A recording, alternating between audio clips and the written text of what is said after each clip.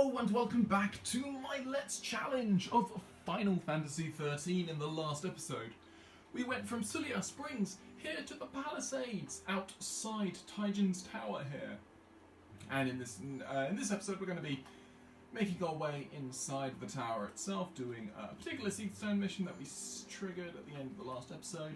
And then, yeah, we'll see how far we can get through Tyjon's Tower. I'm not entirely sure how far that'll be, but we'll see what we can do. So anyway, we have our team of Saz, Fang, Hope. I think we had that in the last episode, and yeah, we'll see how this goes. So our first enemy here is a new enemy, a beast, much like the Gorgonospids and other enemies like that.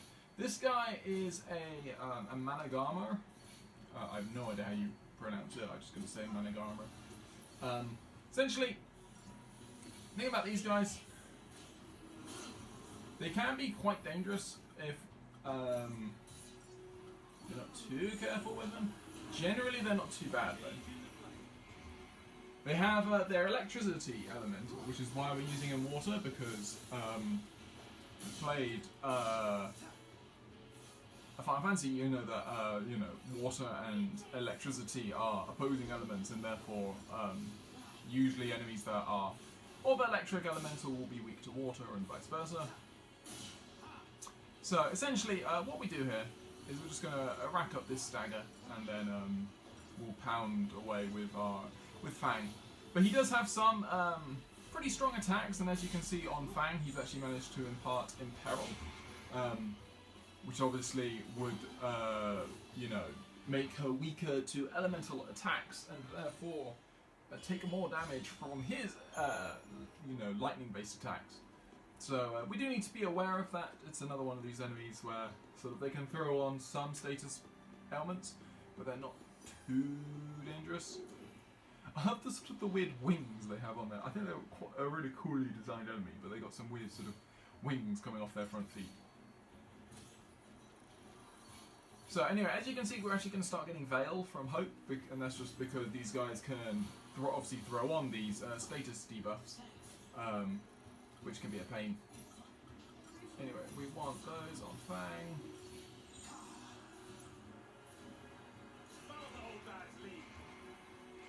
And then we'll just go into Smart Bomb and start, probably just alternate between Smart Bomb and Relentless Assault. We've got more than enough here. As you can see, Fang is able to impart Fog on this guy, which is really, really cool. Fog is the sort of question mark looking icon, and obviously prevents an enemy from able to use its magic attacks. So I'm pretty sure this Managama cannot use its electricity-based attacks to actually damage us, which is pretty cool. So the next enemy along here is actually an Amphisbaena, which is the wyvern type enemy that you can see flying gracefully around. These guys, we actually have met them before. They're scattered all over the place, really. We see them in the Archil Steppe and a lot of other places.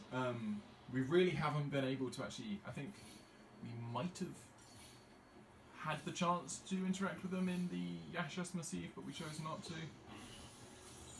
Okay. We are not letting Hope stay there with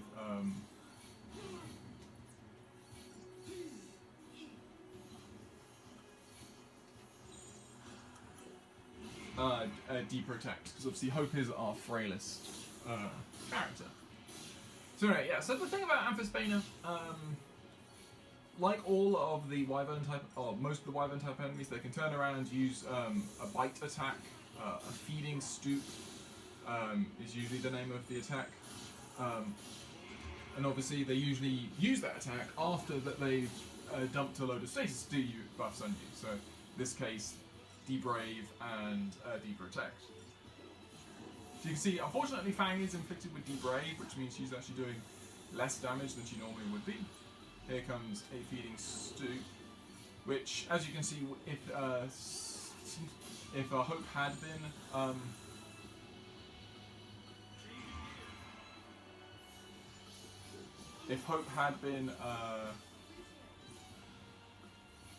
you know, deprotected, that would have pretty much destroyed him. So anyway, you can see there that De-Brave actually gets cancelled out by Bravery, so whilst De-Brave is actually a move that none of your characters will ever learn, it's not actually a move available to the l'Cie.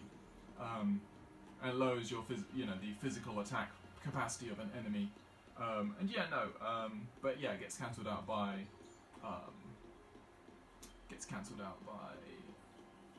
De-Brave. Sorry, by Bravery.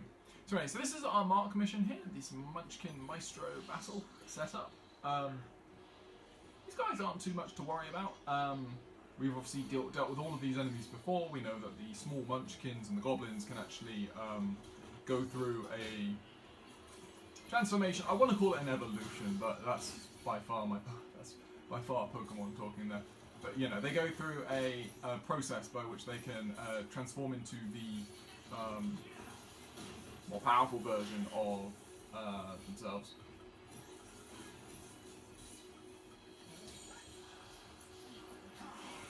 So you can see that some of these guys have got a decent amount of buffs on, but I'm pretty sure Fang does have access to.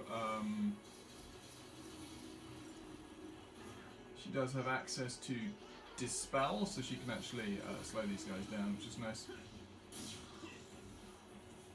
And then we can take. So yeah, I quite like these sort of battles because it sort of has a dynamic that you don't usually see, where there's usually a clear, obvious, you should take this guy out first because he's going to make the guys stronger. Whereas actually, in this case, what we actually have is, you know, a situation where you want to take both of them out first, but you know, in the end, the little guys take priority, as it is. So the Munchkin Maestro will go down very fast, I'm sure. Fang has Enfrost and Bravery, which means, yeah, she's doing solid damage. And once more, we can go very quickly to Smart Bomb and then just hopefully get this guy down. We haven't yet met the strongest type of this type of enemy. The Goblins, essentially. There are a final type that we don't see until post-game. And those guys are, you know, again, sort of like just a smaller increment stronger than these guys are. You can see that the Goblins aren't really that much stronger than the Munchkins. The Munchkins aren't, you know, that weak in the first place, but there we go. We even get 5 stars on that, which is really quite nice, because obviously there is a trophy for getting 5 stars in every mission. A trophy that probably we will not be going for because we are playing on slow and therefore all our times are really hindered. There is a carry item that you can collect for your characters, which will increase the amount of time given for increase the amount of time you need for these challenges. But I think you only get that by defeating one of the very final mega bosses. And by that point, I think we've pretty much done everything in the game anyway, so we won't worry too much about that.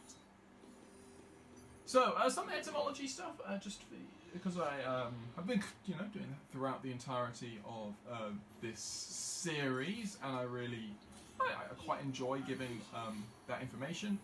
I wonder if it actually... I'm just thinking whether we want to put Bar Thunder on these guys. I really don't think it's necessary. I'm not liking the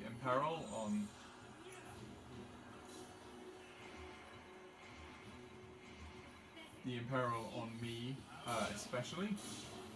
Like Fang, it's not too bad, but I don't like it on me at all. Just because yeah, so Storm Conduction is the move that they use. That's the one where they can essentially heal themselves, and this is where large groups of Managama are problems, because they can obviously use it over and over and over again to heal themselves and take, you know, deal damage to you, so it can be a bit of a pain in that way.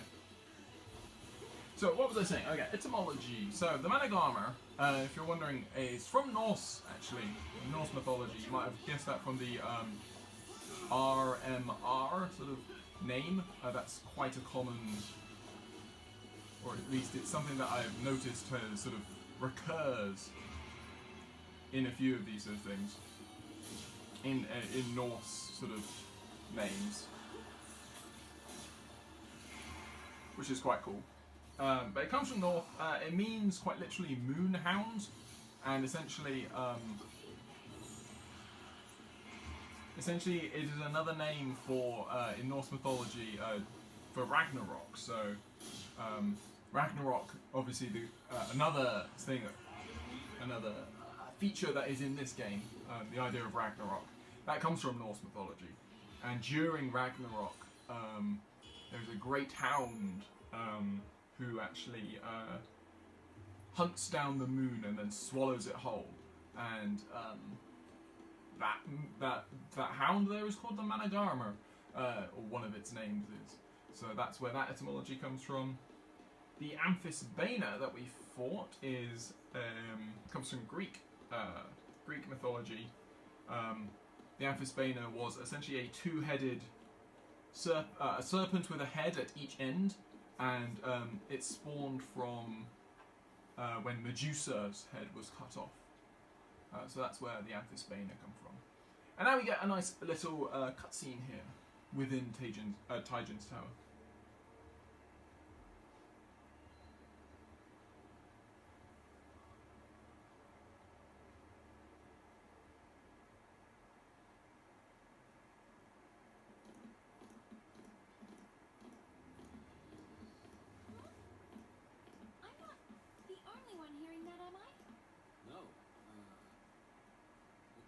Them, could it?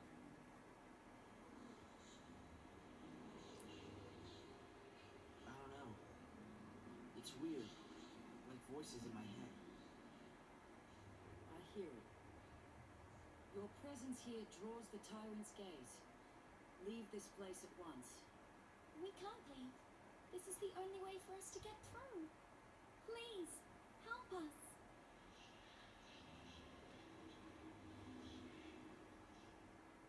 As you wish. Look for us, and the way will open.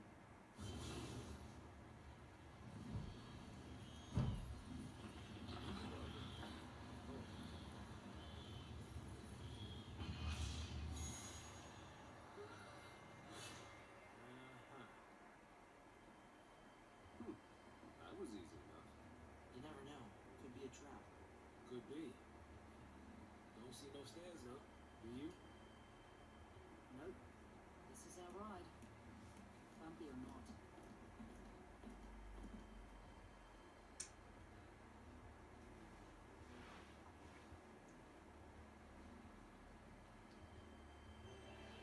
So there we go, that little cutscene there actually gives us a nice sort of little illustration as to a lot of what we'll be doing here in Tyjon's Tower.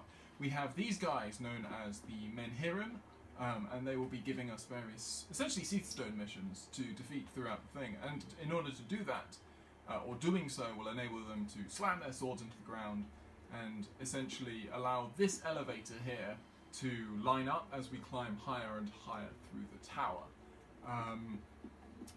We can also do some quick exploration down here on the bottom level. There are a few, obviously treasure spheres around here.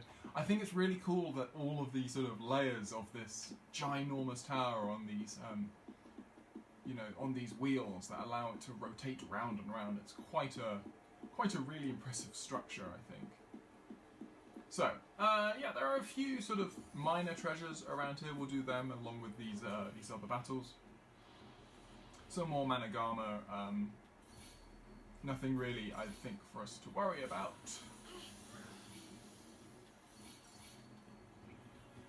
As we can see that Hope has changed from Vale to actually go to Bar Thunder.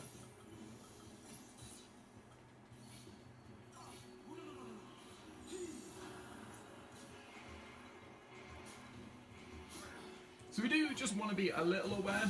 Bar Thunder does a good job of protecting us from electric moves. It doesn't do it fully, and we are obviously also imperiled, which is just something to keep an eye on. But it doesn't seem to do too much damage to us, thankfully. And down it goes, lovely. So that's one down.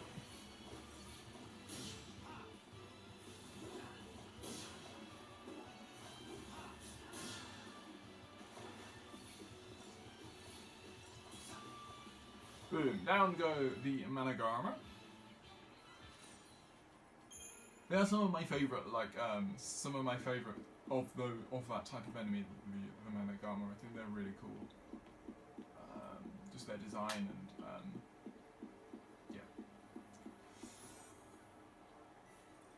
So we get some chipped fangs as well. So just sort of basic items for upgrading weapons and stuff like that. Nothing too serious. You can see these guys are pretty hard to get preemptives on, so we don't worry too much about that. I think honestly we just need it on Fang, along with Bravery and Immorta.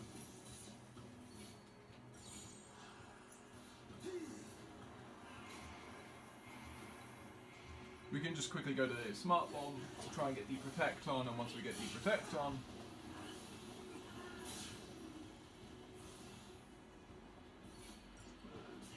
we can then we'll wait another turn just so we get the ATB recharge, and then we can swap into Relentless Assault. And yeah, she does so much damage. Fang just caning. And we're getting nice 5-star ratings on these battles, which is always a nice change given the suffers that we have playing on slow. Pretty sure we're still playing on slow. Yeah, we are still playing on slow. Good. Always feel a little worried. Just because I think a couple of times when I've lost saves and stuff like that and had to catch up, I think I switched on to normal just for a quick blast, but to get through things faster. But there we go. Same battle again. Shouldn't be any trouble for us. Bravery in water, Fang.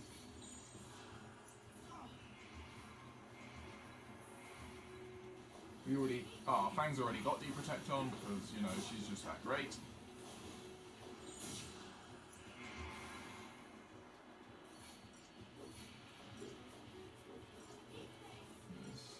20,000 per hit, which is more than enough to wipe this guy out in 2 turns.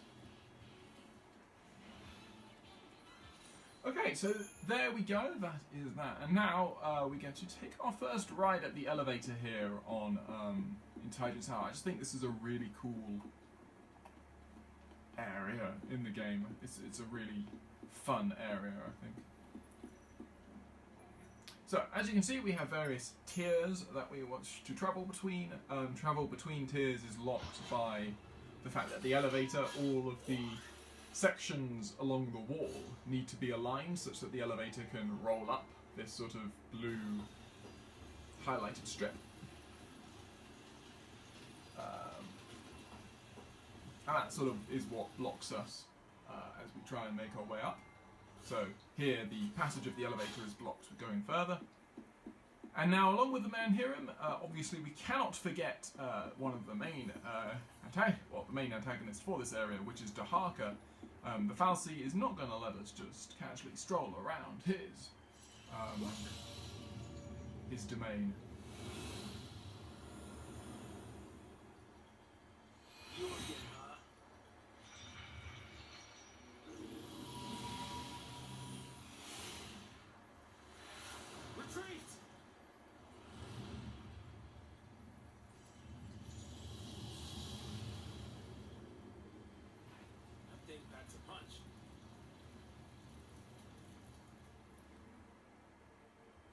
So yeah, as you can see, they're a bit of Dahaka obviously trying to.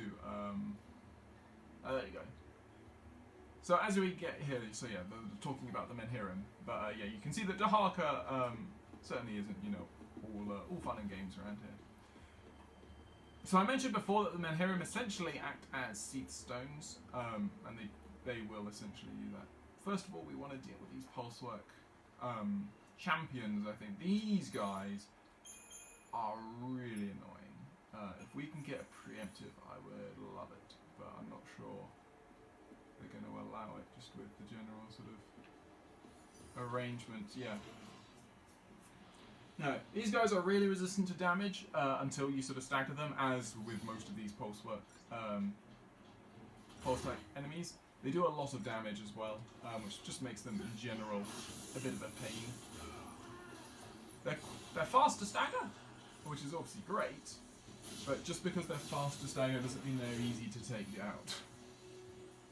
And we'd love some debuffs right now to actually start, you know, properly dealing some damage. We may well just be also way over leveled, because I remember these guys being a lot harder.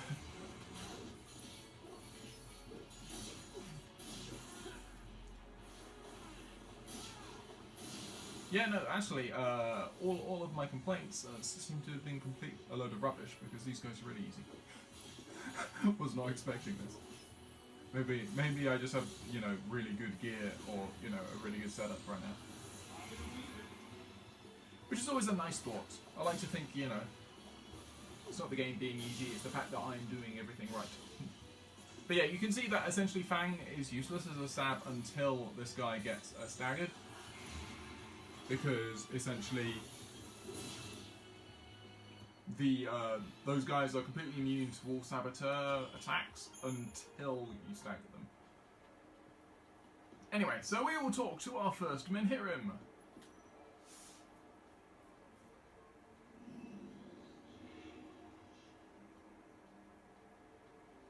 So, as you can see, we have our 21st Seathstone mission here, a Jella Titan here in Taijin's Tower. Brave soul, hear my plea and we shall bring light to your dark path. Know that a Jella Titan holds my power thrall within this spire. Slay it and I shall once more be free. But if you can but restore the strength of my two brethren and I here on the second tier, the way will be opened unto you. So those Menhirim, the sort of the etymology comes from like a menhir being a form of like monolith, a Neolithic monolith. But then also their sort of design comes from the idea of, in Japan, of the Lokapala, which are guardians of like Buddhist temples and stuff like that, or guardian deities of within Buddhism, and their statues can be found in, you know, in temples across Japan and Asia. So I think it's pretty cool. Because they look, you know, they're pretty cool looking enemies. So we obviously have days on this guy. He won't attack us until we attack him.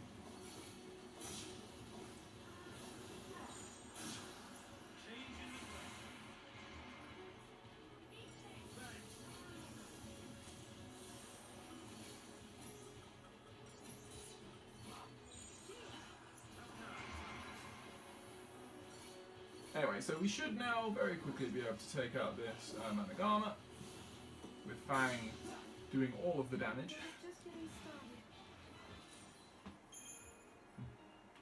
And then we'll be able to see our next target, our Seathstone target. Just down there, there he is, the Jella Titan, whose name obviously comes, obviously comes from a combination of a portmanteau of gelatin and Titan.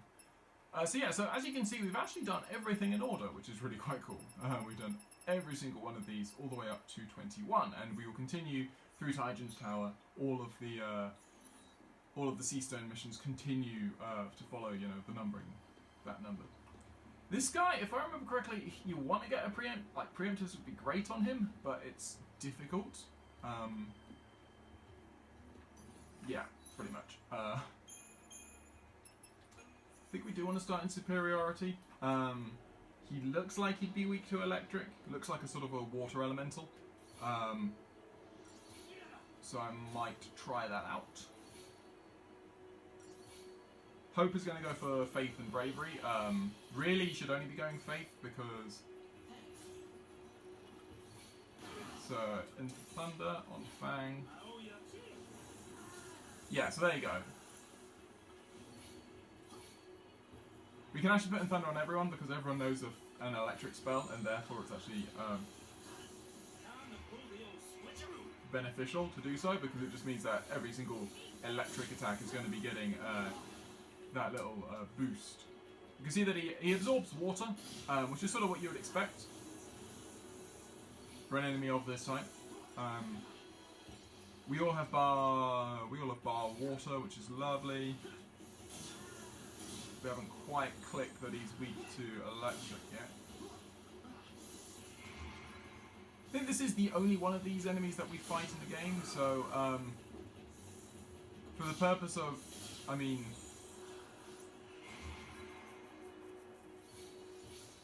yeah, for the purpose of completion of the... Oh no, he isn't the only one. There is actually a battle at the top of the tower later on, late game. Yeah, so you can see here he does actually have access to Water Gar.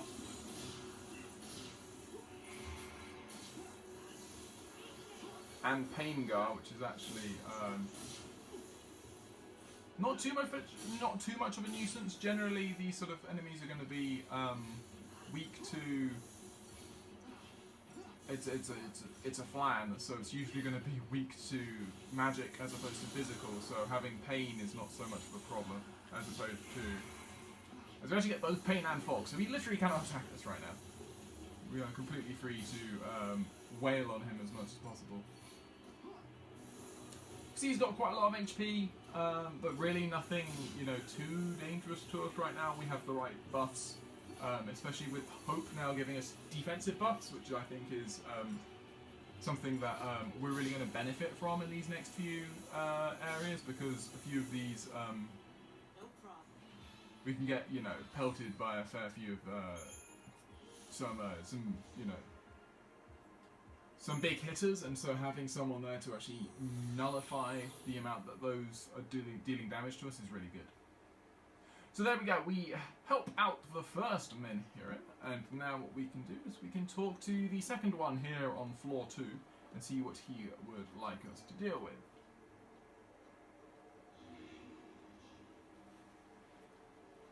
We'll probably try and do all of the guys on this floor.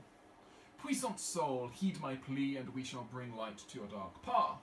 Know that an ambling bellows hold my power, thrall within this spire. Slay it, and I shall once more be free.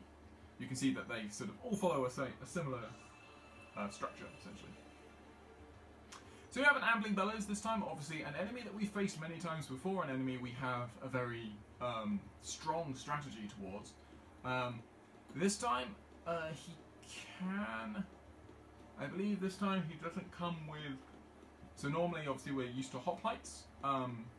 This time we see slightly harder hitting versions of hoplites being Kryptos. But it shouldn't be too much trouble for us. But what we do want to do is swap to Fang being our lead character. The reason for that is then we can do what we've been doing against all other Ambling Bellows, which is spam Pain. Because as soon as we get Pain on the Ambling Bellows, it works so much better. Yeah, so there's the Ambling Bellows. He's off in the distance. We see these Kryptos, which are like the red hoplites, sort of slowly walking towards us. I'm pretty sure all we need to do is wait for the Kryptos to turn around, and it should be a nice simple preemptive. Lovely. Always love a preemptive strike.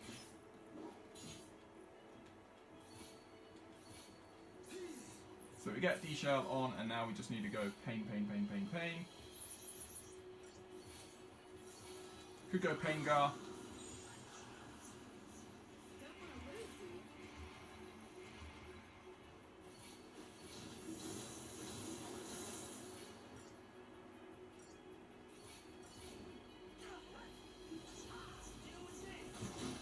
this guy used to cause me all sorts of trouble the first time I was playing through.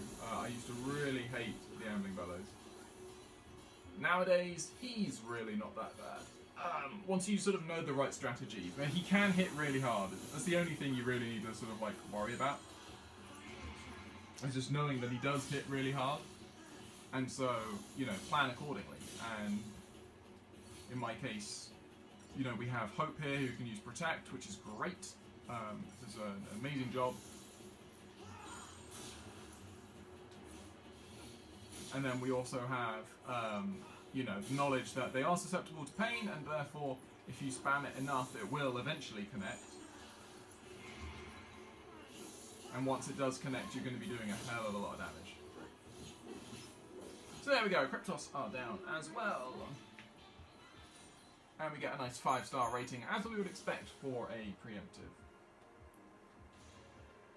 Lovely, and we get some particle accelerators as well. So, the Kryptos, Kryptos is actually a word. It literally means one who secretly supports a certain belief or group.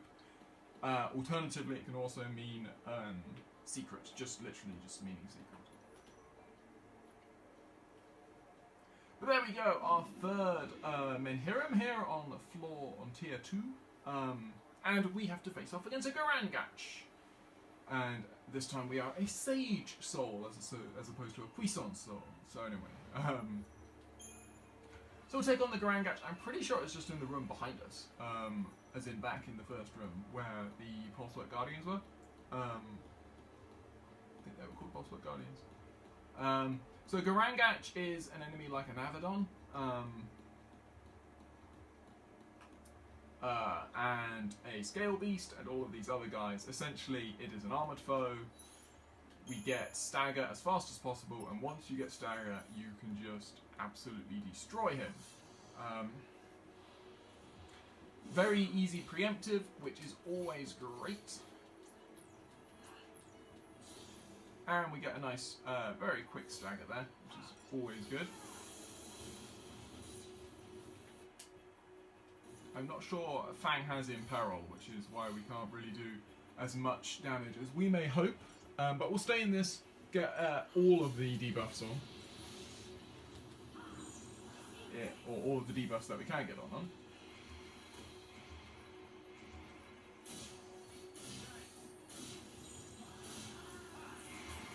Screw this. Nah, we're just getting attacked. 27,000 damage with a daze boosted, deprotected hit. So obviously we don't get the benefit of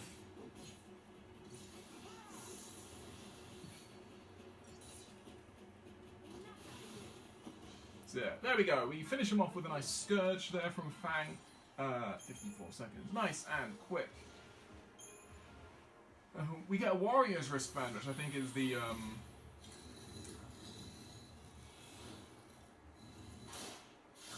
another item for boosting a physical attack.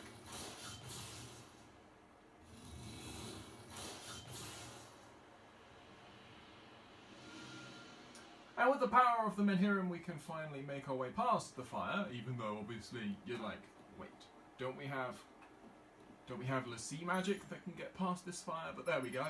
So yeah, let's just see. So yeah, that's strength plus 100, which is much better than our current strength plus 50. So we will throw that on you. I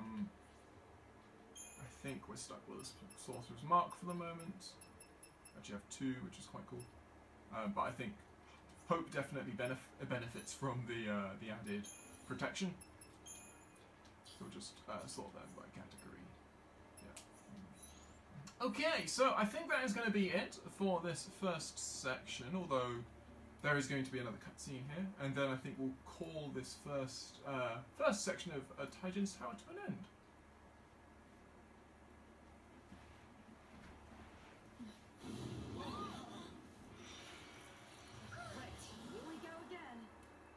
Take a hint. You're one to talk.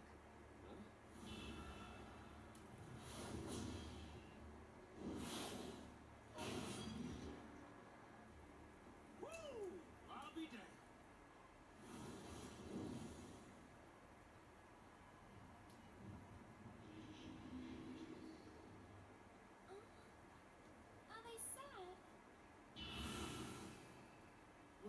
I guess the way is open now.